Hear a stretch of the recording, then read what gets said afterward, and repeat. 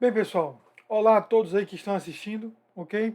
Nesse vídeo curto eu vou falar um pouco sobre o X-Road, que é uma ferramenta de interoperabilidade, né? Em que você tem várias entidades que desejam compartilhar, né, o acesso a serviços web que elas têm implantado nas suas infraestruturas. Só que elas não desejam fazer esse compartilhamento de qualquer forma. Elas desejam ter uma maneira de utilizar a rede internet, que cada uma tem disponível, mas que o acesso a esse serviço seja autenticado e tenha sigilo, né? Seja feito de forma segura, ok? O Xworld temos aí a URL do projeto, né? xworld.global, ok? Uma visão geral, certo?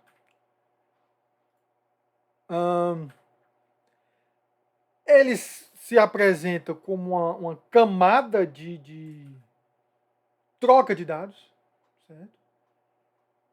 Ele é uma solução de interoperabilidade que foi criada na Estônia, num projeto do governo 3.0 da Estônia, né, que era justamente isso. A Estônia, no nível 2.0, já tinha vários serviços definidos, vários serviços eletrônicos de votação, de imposto, de serviço de trânsito. Desejava interligá-los numa camada comum, justamente para permitir a composição. Né? Uma entidade, por exemplo, o Departamento de Trânsito, pudesse construir lá uma aplicação que o guardinha de trânsito conseguisse não só verificar a multa, mas, digamos, os registros criminais do motorista, que aí envolveria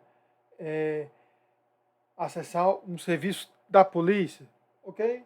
Desconsiderando os aspectos legais, seria esse tipo de comunicação, né? Você ter várias entidades do governo compondo uma aplicação de mais alto nível, ok? Então ela tinha como objetivo você ter independência de plataforma, várias entidades, você não podia determinar o que cada plataforma, o que cada entidade ia utilizar para desenvolver seus serviços, né? Multilateralismo no sentido que diminuir a resiliência, né? A dependência, desculpa, a dependência, né? De um poder central, ok? Adotar padrões e, óbvio, desde o começo, permitir a questão de segurança, certo? Então, permite comunicação segura, né, entre um cliente e um provedor de um serviço através da internet, certo? A segurança é garantida a nível de transporte. O que quer dizer a nível de transporte? É a camada TCP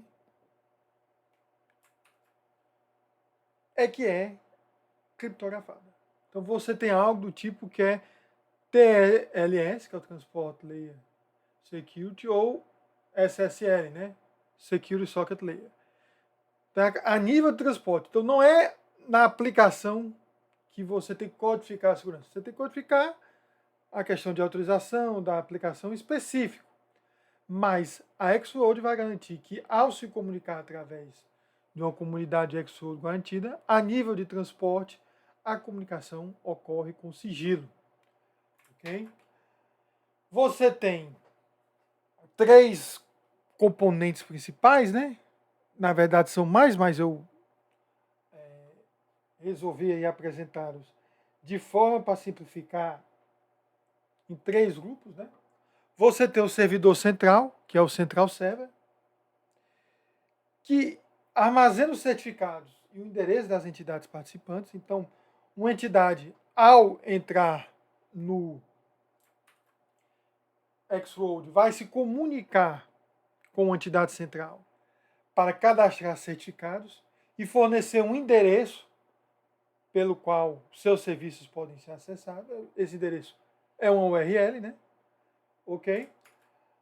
Você tem, além desse Central Server, você tem os Security Servers, que é instalado em cada entidade participante, através do qual os serviços são expostos e acessados.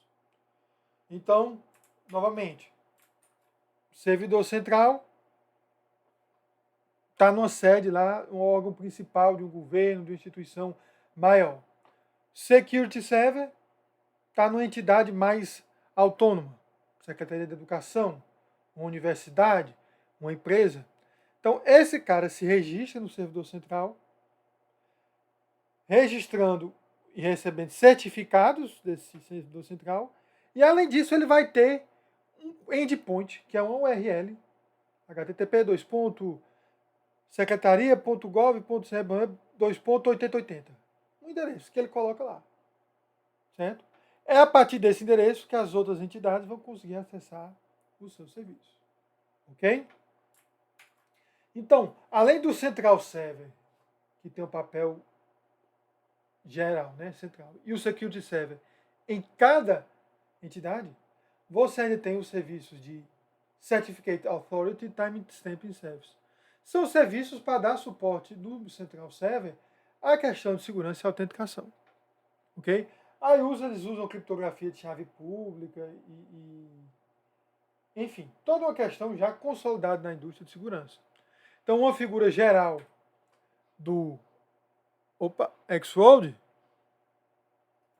você tem ali no canto esquerdo o Central Services, né, os serviços centrais, e você tem aqui no canto inferior esquerdo uma entidade e outra entidade. Uma entidade é a provedora de serviços, ela cadastra seus serviços, que são serviços REST ou SOAP, no servidor de segurança. E o consumidor acessa seu servidor de segurança justamente para poder acessar os serviços do provedor. Essa estrada segura, né, ela pode ocorrer de forma direta, um consumidor usando o seu Security Server para acessar um serviço de um provedor. A parte do serviço central só ocorre no registro e no estabelecimento dos certificados. Além desse caractere requisitando os dados, passando por esse caminho, né, você tem os serviços de confiança, que são entidades certificadoras, timestamping, que são justamente para garantir o não repúdio, identidades, tudo isso aí na comunicação, ok? E usa criptografia, chave pública e certificado X509, se não me engano, certo? Então essa é a arquitetura geral, ok? E como é que seria uma interação entre duas entidades do X-Road, né? Olha só, vamos imaginar um cenário, certo? Passando aqui adiante, em que eu tenho duas entidades, uma entidade consumidora, uma entidade provedora, certo? A provedora, ela irá oferecer um serviço na rede X-Road. A consumidora irá consumir esse serviço, né? Se você pensar em serviços REST, a entidade lá, provedora, vai ter um endpoint REST em que a entidade consumidora vai fazer um GET ou um POST, ok? Ou outra operação do HTTP. E lá no centro da página, lá no começo, você tem um Central Service 1, que, atrelado a ele, você tem o serviço de segurança, ok? Essa entidade, ela tem um serviço menor, que está hospedado no Docker, certo? E o consumidor simplesmente é um cara que quer consumir esse serviço, né? Tanto que esse serviço está numa rede diferente dessa entidade aqui à esquerda, né? Vai ter que passar pela internet, ok? A primeira coisa que tem que se fazer é se estabelecer as identidades. Então, você tem nas duas entidades que fazem parte da rede X-Road, né? Elas vão acessar o Central Server para se cadastrar os certificados. Então vai ter um momento de cadastro, né? Cada um vai dizer quem é.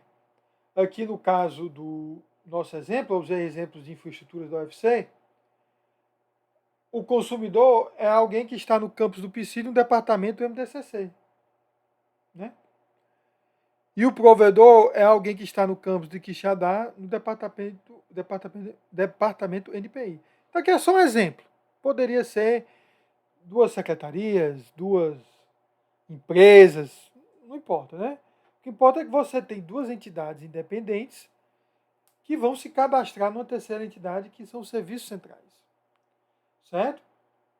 Uma vez feito o cadastro, vai ter um momento lá no servidor central de registro, tal, geração, e o servidor central responde para cada entidade certificados e chaves. Certo? Então vai ter chave pública, privada, toda a questão de criptografia de chave pública. Então esses caras vão configurar essas chaves nos seus servidores Security Server, né? Que é essa entidade aqui, essa entidade azul, né? Esse quadrado com as pontas arredondadas. Ok? Então ele vai cadastrar. Uma vez feito o cadastro, qualquer um pode se comunicar com o outro, né? Visto que cada um tem seus certificados impressos, gerados pela mesma entidade certificadora. Ok? Uma vez feito isso, aqui na entidade provedora, ela vai ter um momento que ela vai pegar um serviço dela que estava ali no Docker e vai registrar esse serviço no seu Security Server. Ao registrar, ela diz, olha, meu serviço é esse, o endpoint local é esse, né? E da rede Xworld, determinadas entidades têm permissões de acesso. Certo? Ao fazer isso, o Security Server do provedor vai se sincronizar com o serviço que foi registrado aí. Ok? Então, há um momento aí em que o provedor registra o serviço. Ok? Uma vez registrado o serviço, como é que o consumidor vai saber desse serviço? Né? Como é que o consumidor sabe que esse serviço existe? Bem, a primeira coisa que o consumidor vai fazer é perguntar quem é que mais está na rede. Certo? Quem é que está na rede? Uma vez ele sabendo quem está na rede, ele vai obter, né, essa resposta, a lista de entidades. Ok? Então o servidor central me diz, olha, tem essas outras organizações na mesma rede que você faz parte. O consumidor vai ver, tem essas organizações. Ele se interessa por serviço de uma determinada organização e um cliente local vai consultar o serviço de uma organização. Certo? Então, qual é o fluxograma? Uma entidade, né? Cadastra seus serviços, mas ao cadastrar isso fica num espaço de dados local.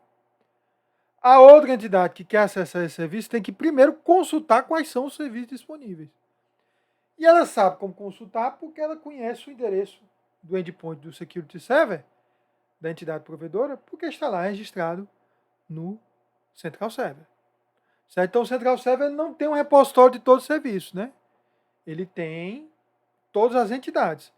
Isso, então, a entidade provedora ela pode ir mudando seu serviço a bel prazer, sem ter que passar por autorizações do servidor central. Ok? Quando a entidade consumidor pergunta ao provedor quais serviços você tem, virá uma resposta, quais serviços eu tenho em permissão. Só que, como é o próprio provedor que está dando essa informação, ele tem a opção de só retornar aquilo que o cliente tem permissão de aceitar. Então, a unidade NPI da UFC de Quixadá, ao receber uma requisição da unidade MDCC da UFC PC, aqui localmente só esses dados ele tem permissão de acesso, só essas funções ele tem permissão de acesso. Então, só vou responder isso. Certo?